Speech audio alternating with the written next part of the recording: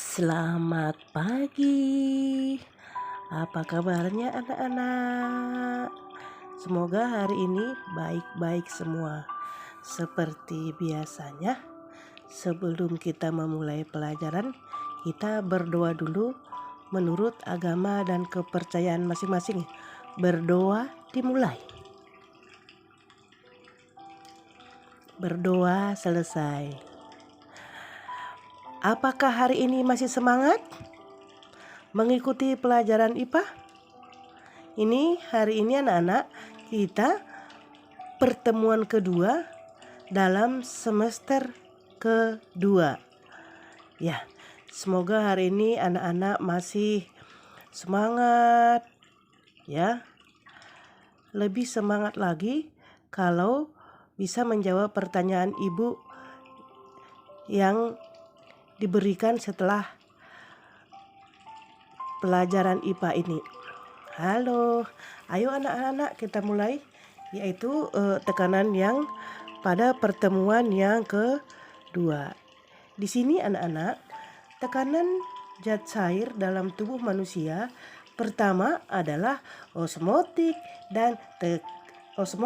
dan tekanan osmotik. Anak-anak ada yang tahu nggak ya pengertian daripada osmosis? Di sini, osmosis adalah perpindahan molekul pelarut melalui selaput semipermeabel dari bagian yang lebih encer ke bagian lebih pekat, atau dari bagian yang konsentrasi pelarut lebih rendah ke konsentrasi pelarut tinggi. Itu tadi pengertian daripada osmosis. Di sini anak-anak ada 10 contoh osmosis dalam kehidupan sehari-hari. Ini maksudnya mewakili dari kehidupan sehari-hari saja ya. Pertama, boleh kita lihat pada kismis dalam air. Maksudnya di sini jika kita masukkan kismis ke dalam air murni, kismis akan membengkak seiring waktu. Itu tadi pada kismis. Itu yang pertama. Boleh kita contoh yang kedua, kentang dalam larutan gula. Jika kentang ke dalam larutan gula, kita masukkan maksudnya ke dalam larutan gula, kentang akan menyusut seiring waktu. Jadi ternyata anak-anak kalau kentang dimasukkan ke dalam larutan gula akan menyusut ya. Yang ketiga, tanaman menyerap air dari tanah. Ketika tanaman menyerap air melalui seluruh permukaannya, sebagian besar air diserap oleh rambut akar. Ya, diserap oleh rambut akar. Yang keempat, garam dalam siput. Nah, garam dan siput tidak cocok. Nah, pernah nggak bertanya-tanya mengapa garam membunuh keong dan siput? Nah, jawabannya adalah kulit siput yang lembab bertindak sebagai membran semipermeabel. Sedangkan konsentrasi garam yang tinggi pada kulit siput mengeluarkan air dari selnya melalui osmosis. Itu pada garam pada siput. Yang kelima, sel darah merah ditempatkan di air tawar. Nanti sel darah merah memberikan warna khas pada darah dan membawa oksigen dari paru-paru ke jaringan. Yang keenam, boleh diperhatikan gambarnya di layar, yaitu ikan menyerap air melalui kulit dan insangnya. Nah, misalnya kita menempatkan ikan di air tawar atau di air asin di dalam air dengan konsentrasi garam yang berbeda, ia akan mati karena masuk atau keluarnya air di dalam selnya. Itu tadi pada ikan ya. Yang ketujuh, berkumur dengan air asin. Nah, di sini memberikan bantuan dari radang tenggorokan. Nih, seperti biasanya anak-anak kalau kita ada yang penyakit radang tenggorokan, kita jalan pintasnya kita buat dalam kehidupan sehari-hari berkumur dengan air garam ya. Itu nanti bisa menyembuhkan tenggorokan yang sakit. Misalnya kita susah menelan ya. Nomor 8, gula pada stroberi. Nah, di dalam gula ini pada stroberi, membran luar stroberi bertindak sebagai lapisan semi permeabel antara bagian dalam dan bagian luarnya. Yang ke-9, perhatikan gambarnya di layar. Gambar apa kira-kira anak-anak itu? Nah, ada gambar timun ya. Nah, itu adalah pengawetan makanan. Pernah lihat nggak acar? Nah, itu salah satu yang kita kalau di rumah kita bisa buat sendiri ya. 10, yaitu bakteri patogen mengganggu. Nah, sel usus, beberapa bakteri patogen seperti Vibrio, Chlorella mampu mengganggu saluran transportasi ion sel usus manusia. Ya, itu tadi anak-anak 10 contoh daripada osmosis dalam kehidupan sehari-hari. Mudah-mudahan anak-anak memahami yang kita temukan dalam lingkungan kita tempat tinggal sehari-hari. Selanjutnya, setelah osmosis kita masuk dulu ke tekanan osmotik, di mana di sini anak-anak tekanan yang dibutuhkan untuk mempertahankan kesetimbangan osmotik antara dua larutan dan pelarut murninya yang dipisahkan oleh suatu membran semi permeabel yang dapat ditembus hanya oleh pelarut tersebut. Itu tadi tekanan osmotik. Nah, diperhatikan gambar ini adalah gambar peristiwa osmosis. Nah, di mana difusi suatu pelarut melalui membran semi permeabel di mana terlarut tidak terbawa encer menuju pekat ya. Selanjutnya 2, osmosis dalam tubuh manusia. Di sini laju keluar molekul air yang keluar masuk sel harus tepat sama, atau nanti kita sebut dengan kata lainnya adalah isotonik.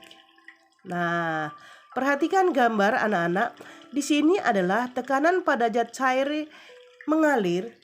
Boleh anak-anak kira-kira gambar apa itu ya?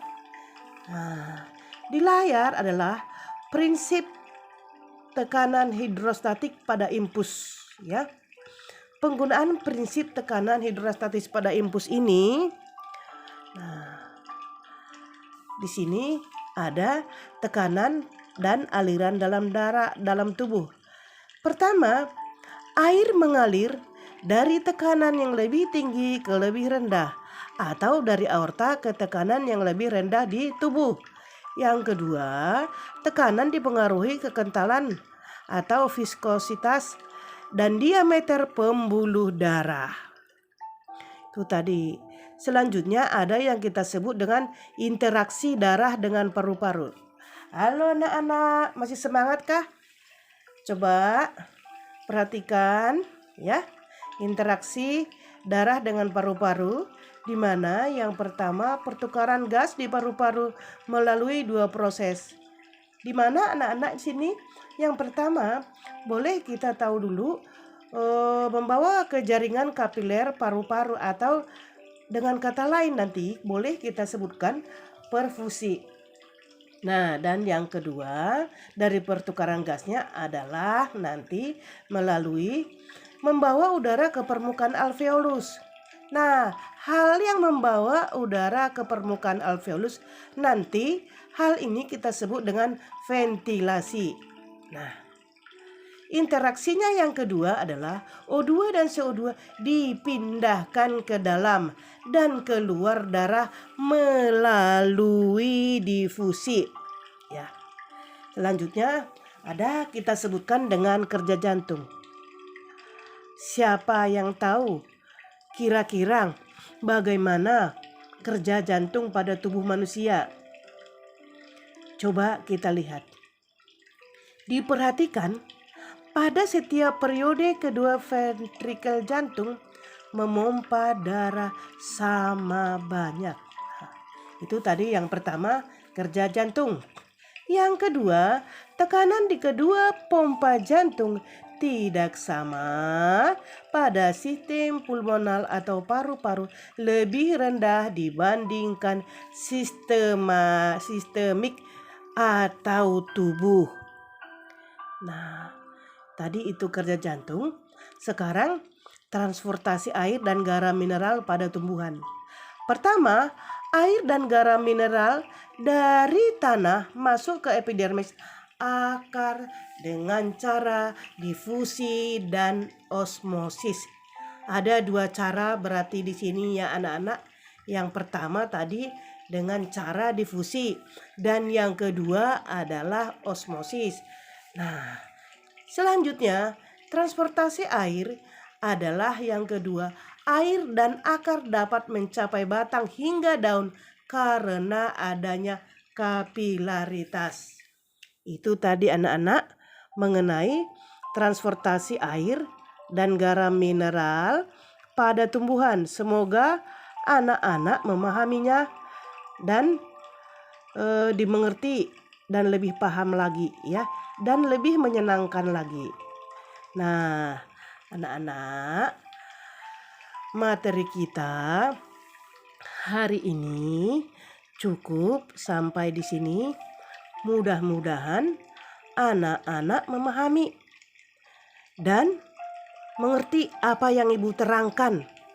Ya, kalau memang anak-anak sudah memahami, nanti misalnya diberikan soal berarti pasti jelas sudah bisa menjawab dan nilainya semua akan di atas KKM. Semoga materi ini bisa menjadi bahan acuan belajar anak-anak. Tadi kita mulai pelajaran kita anak-anak dengan membacakan doa. Sekarang kita tutup dulu pelajaran kita dengan berdoa menurut agama dan kepercayaan masing-masing. Berdoa dimulai.